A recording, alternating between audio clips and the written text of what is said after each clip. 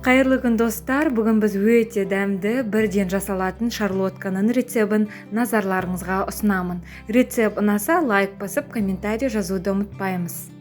Ол үшін бізге 3 жұмыртқа мен қантты жақсылап миксермен араластырамыз. Біздің жұмыртқамыз әппақ болып, қоюлығы құрамы 2 есе ұлғаюы керек. Мінекей біздің массамыз осылай 2 есе ұлғайды, әппақ болды. Енді оған еріген сары майды қосып жақсылап араластырамыз.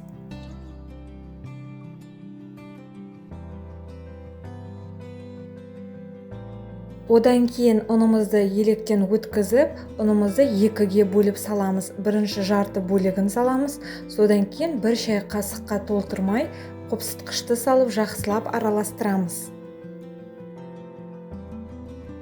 Сонымен қатар достар, егер де сіз банефипай пирогын жасап көргіңіз келсе, жоғарыда сілтемесін қалдырамын, міндетті түрде жасап көріңіздер, жасалу жолы оп-оңай.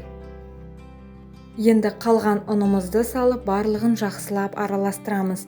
Араластырып болғаннан кейін сүтімізді құйып, тағы да 1 мәрте араластырамыз. Сүтіміздің температурасы маңызды емес, шығарып қойсаңыздар да, немесе тоңазытқыштан алсаңыздар да болады.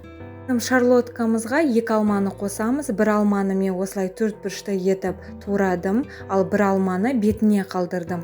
4 бұрышты етіп туралған алманы біздің құрамымызға, тестамызға қосып, жақсылап араластырамыз. Диаметрі 21-22 см болатын формаға осылай барлығын құямыз. Одан кейін қалған жаңағы алмамызды видеодағыдай әсемдейміз. Бұл шарлотканы міндетті түрде жасап көріңіздер. Ең бастысы дәл рецептте құрамындағы ингредиенттерді салсаңыз болды.